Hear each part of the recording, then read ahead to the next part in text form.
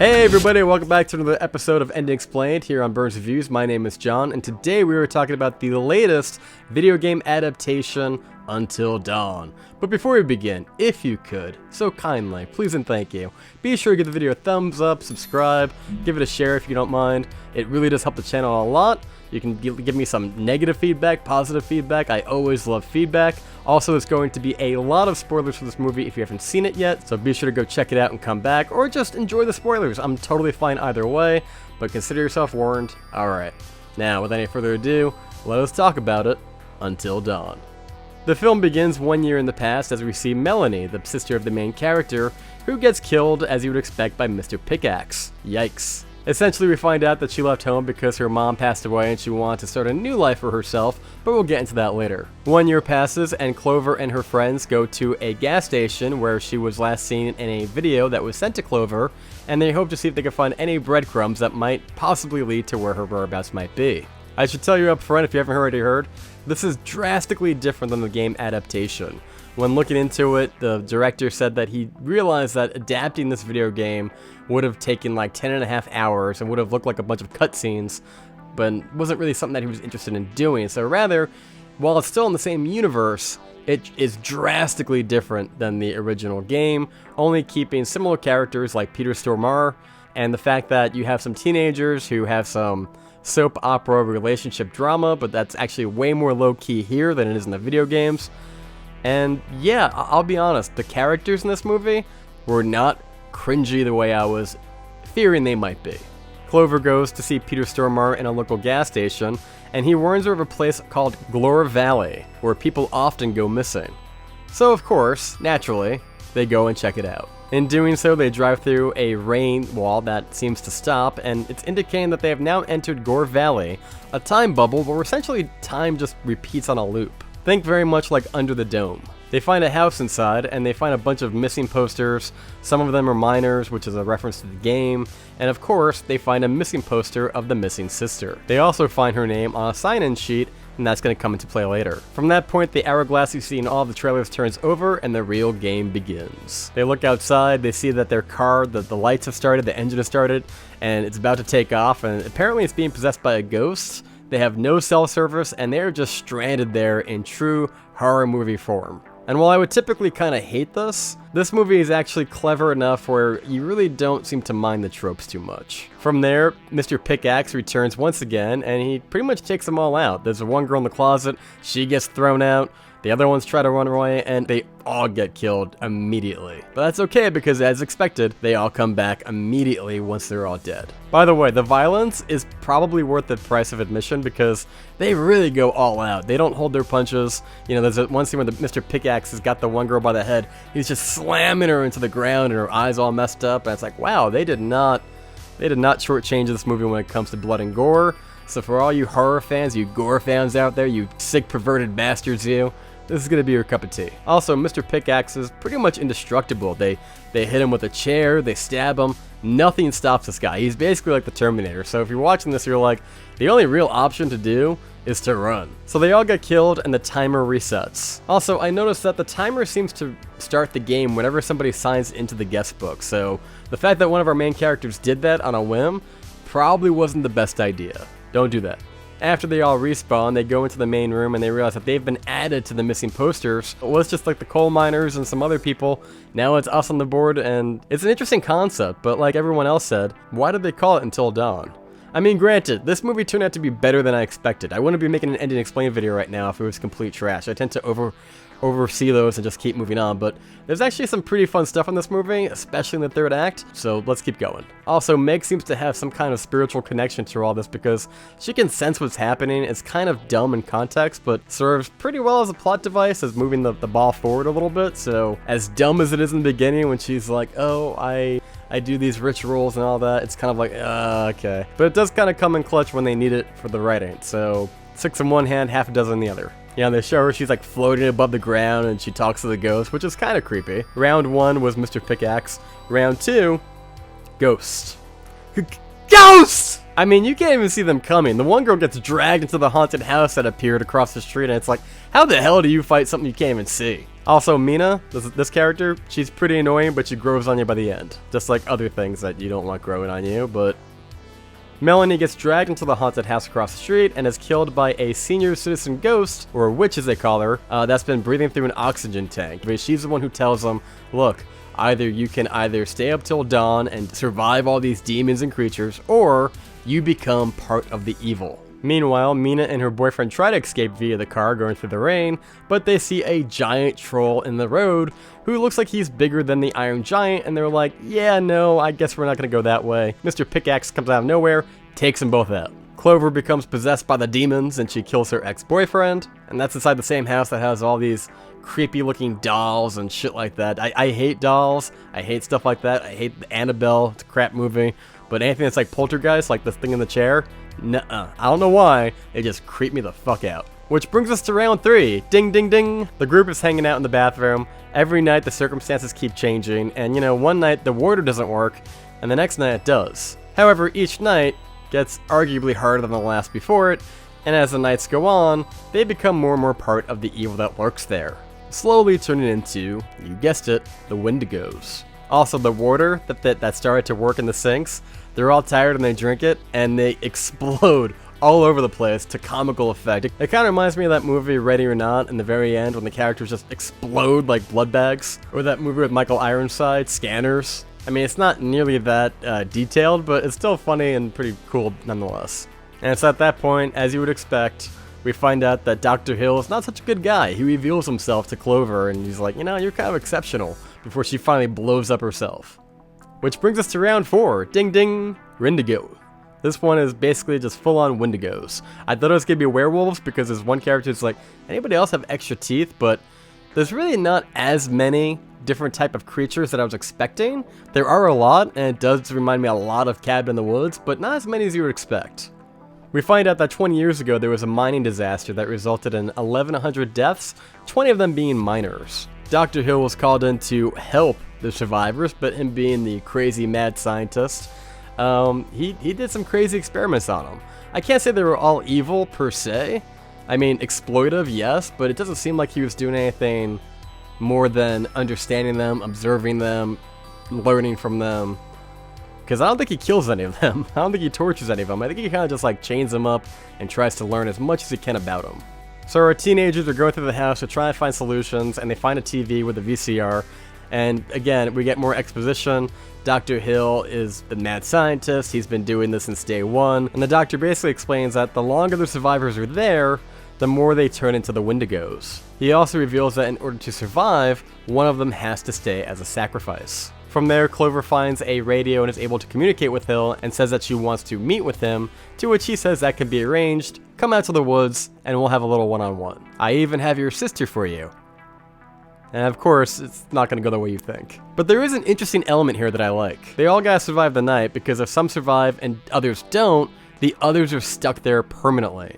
So as to say, if one of your friends dies, you have to die too and start the whole thing over again, or they're going to be stuck there. Also, there's a really funny scene where Mina, who I really don't like in this movie, she realizes the other guy's just being an asshole, and he's like, what? Just sacrifice that girl over there, who gives a shit? And she's like, you know what, he's just gonna be dead weight in this round.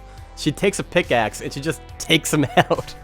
And he's on the ground bleeding, and the others are like, what'd you do that for? It's like, go solve this thing, go talk to Hill, and I'll keep him here, because this guy is just gonna fuck everything up. Which, if you've ever seen a horror movie, there is always at least one crappy character that's always messing everything up for everybody else, and you really just go, why don't they do this more often? I know why they don't, because it's wrong and it's murder and there's no redo, but it was kind of gratifying watching this guy get taken out. At least for the round that he was being a dick in. Clover goes into the woods to try to find Hill, and of course, he's not there, but the sister is, but she has gone full Wendigo mode. She's got big sharp teeth, her eyes are all messed up, she looks like a witch. And as you would expect, you know, she grabs his sister and they get pulled into a hole together and it's like, oh, I guess she's done. But she's not. She crawls her ass back out. Which leads to a very quick flashback scene where essentially the sisters, you know, it's back when, right before Melanie was leaving from New York. And she basically says, like, you know, she can't live here anymore. She's going to New York. She's going to get a new life. She's going to, like, not be living in the shadow of the tragedy of her mother's passing and all that stuff. She's wiping this town from underneath her feet, and she's getting out of there. Clover, of course, is like, that sucks. You're kind of leaving me in the lark here, but okay. But, you know, essentially explains why the two were kind of estranged and didn't leave on good terms. Which brings us to round 5, Act 3, the final night. And I know what you're saying, isn't there supposed to be like 13 rounds? Isn't that what the trailer said and all that stuff? Because if you look at the sign-in book, when Melanie was signing it in, there was 13 names. So naturally they thought, well, hey, we got 13 chances to figure this out. Nuh-uh. Somehow there's some time dilation where they jumped ahead to night number 13. And one of the characters there was like, wait a second, let me check my phone. Because I think I was recording stuff earlier, maybe it's still there. And when they do it, we get like a montage of like all these nights that they missed and seem to have forgotten about. And we see them get killed off in all kind of fun, creative ways in like a training montage. You know, that's that one scene you see where they're pulling the little, little thing out of her face, and it's like, ah. I thought that was a really fun, creative way to show a lot of carnage without the tediousness of having to go through all 13 nights. Granted, this movie is 90 minutes. It's a tight 90-minute movie, and it doesn't really waste any time. The first 10 minutes are a little bit dull, but the third act, man, it really kicks off, and that's what we're getting into. So knowing that this is the final night, this one is for all the marbles, they realize that Megan, the spiritual one, has gone missing, and they find like a tape or something like that where basically it's like, you know, she was hiding, Dr. Hill came out, he goes into like a secret room that goes underground to his lab, and she says to the camera, she's like, look, I gotta go because I have to find out, I have to figure out what's going on. So she follows him down, and the other ones are like, look, we gotta find Megan because we're not gonna leave her without her. And it's with that all the sirens, these big fire department sirens, are going off, these big alarms, and they're like, oh shit, it's coming again. And around this point, Clover decides, you know what? And she doesn't do it in an obnoxious girl boss kind of way. It was pretty legit. She picks up a pickaxe and she's just like, we're family, alright? You know, like, you're my family. I lost my sister. You guys have been great. I'm not going to leave her behind. We're going to take the fight to them. We're going to go on offense. Let's go down into the cave, into the mine. Let's go find that lab. Let's go kill Hill, save Megan, get the fuck out of here before that clock runs out. You know, so they get down there, and right away, big giant Mr. Pickaxe is back, and, you know, the friends are great. I love this scene. This is the scene in the movie that really won me over.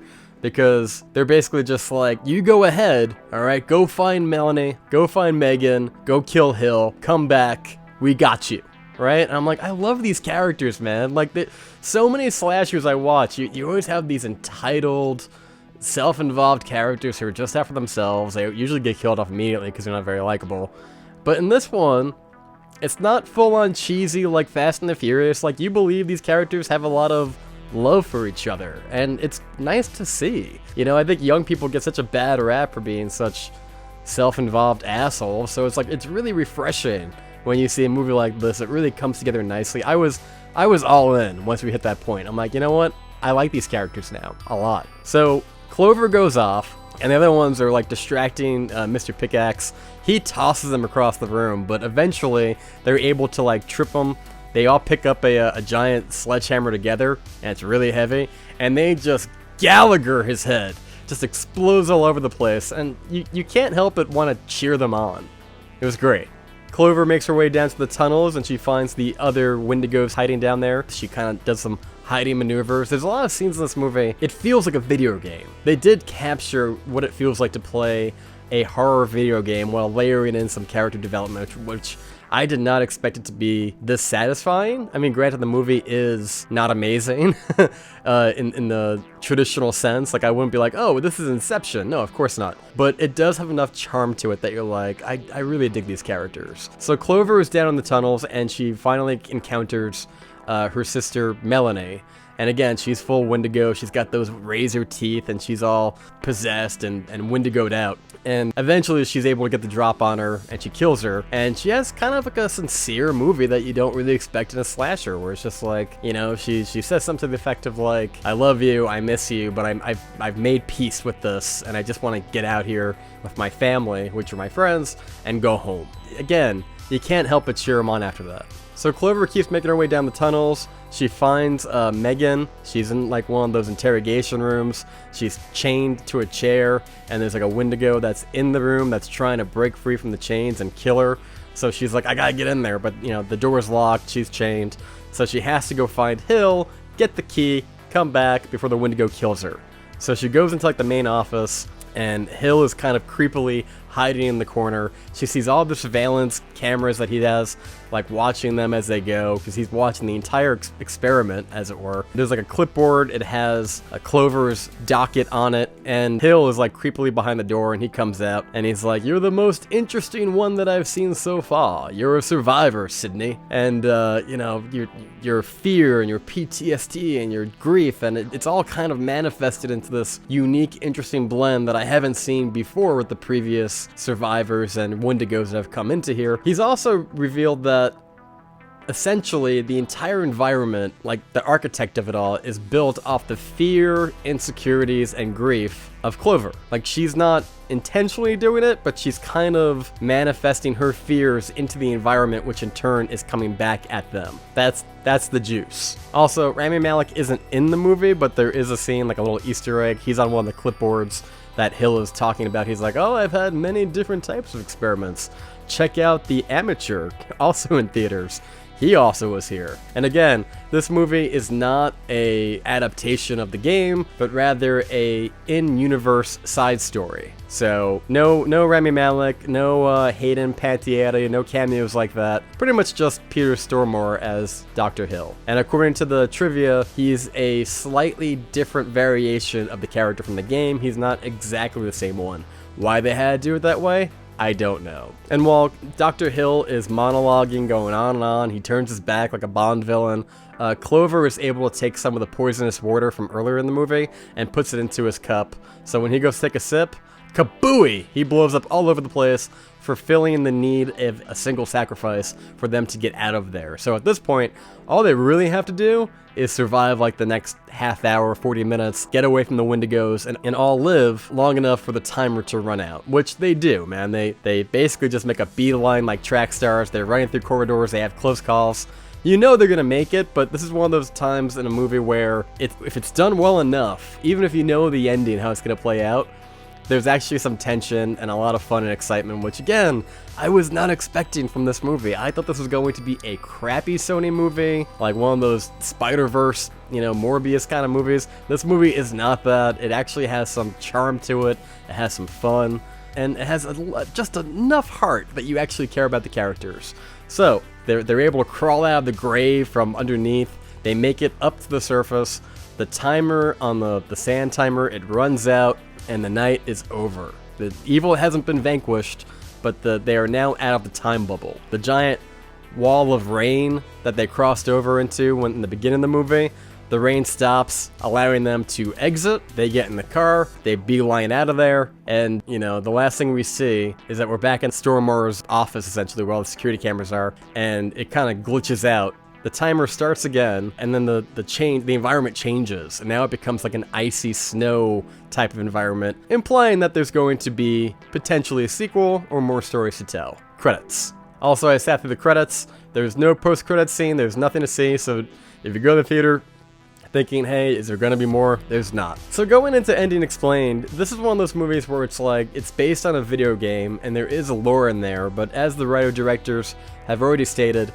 this is very much a loosey-goosey type of adaptation, spin-off, if you will, because while there are Wendigos and teenage drama of who's dating who, that's so-and-so's ex, you know, a missing sister, and coal miners, there's really just some seasoning of Easter eggs or themes, but in no way is this the video game. And I kind of understand why they did that, and I think it probably works for the best. I don't know if a direct game adaptation would have been fantastic. That also would have meant that the budget would have went up, because they probably would have demanded, the fans would have probably demanded that Rami Malek and Hayden Panettiere were in it, which I don't know if that would have worked. I mean, the budget for this movie was about 8 to 15 million, something like that. And I think it's projected to make roughly 8 to 15 million. Unfortunately, I don't think this movie is going to do the numbers that it probably has to do. When I got there, they were doing a re-release of Star Wars Episode 3, Revenge of the Sith. I saw a bunch of people in there wearing Star Wars gear. You know, they were selling Darth Vader popcorn buckets, And, you know, that I walked into that theater after this movie to be like, you know what? It's a long movie. I like it. I don't love it. But if I can maybe just see, like, the last 20 minutes, you know, the whole, I've got the high ground, all that would have been great, because I really don't want to see the full movie. But, you know, I was too late. They were already handing off Luke and Leia to the uncle. Now, also, this movie has to compete with The Accountant, which is coming out this weekend, along with Sinners, which had a fantastic opening weekend last weekend. Great word of mouth. Best believe a lot of horror fans are going to go checking that out rather than Until Dark, because the marketing for this was only okay. And everybody on the internet, Reddit, Instagram, Twitter, you name it, are basically all saying the same thing. Why didn't they just adapt the game accordingly? Why didn't they just take the game, put it on the screen? And I would typically agree with you guys on that one, but give this one a shot. Even if you don't go see it in theaters and it pops up on streaming or to rent, I would still give it a shot. It's not The Godfather. I'm not saying it's the greatest horror movie that was ever made, but it does have enough charm, heart, suspense, and gore that I was like, you know what? This was a fun time. I don't have a lot of buyer's remorse leaving the theater. I mean, yes, it did very much feel like they took a blender and they put Happy Death Day, Groundhog Day, and Cabin in the Woods in there. Although they didn't have nearly as many of creatures and killers as I thought they were going to. It was basically just like Mr. Pickaxe, the Wendigos. We see that giant troll thing for like a second. There's like a weird phantom thing that we see in a camera video that kind of floats across the ceiling. Stuff like that. And if this is a hit by any chance, like I imagine it's going to be like the Conjuring series where like, you know, they kind of take all the Easter eggs that you recognize from that giant room of stuff like Annabelle and maybe give its all spin-off. I'd kind of like to see more of that little phantom float on the ceiling. That was kind of cool. But then again, maybe there's not enough there. Maybe small doses is the way to go. All things considered though, I would give this movie a 6.7 out of 10. It's just there on the cusp where you're like, you know what? I enjoyed it. Wasn't the greatest movie of all time. Definitely not the greatest horror movie of all time. I think Sinners probably has that crown. But I did enjoy it and I don't regret seeing it or spending like 18 bucks to go see it. It's a good time at the movies. So if you're looking for like a double feature, you know, if you're gonna go see Sinners or something else and you're like, you know what? I want to go see another movie. Not a bad time. Hell, I mean, if you've already seen those movies, go check this movie out. I enjoyed it. But be sure to comment down below. Even if you hated this video, give me some feedback. What didn't you like about it? I love feedback. I welcome feedback, no matter how critical. Give it a thumbs up, give it a thumbs down, give it a like, give it a share, subscribe. You know the deal. I have been John here on Burns Reviews. Thank you so much for watching, and I will see you next time.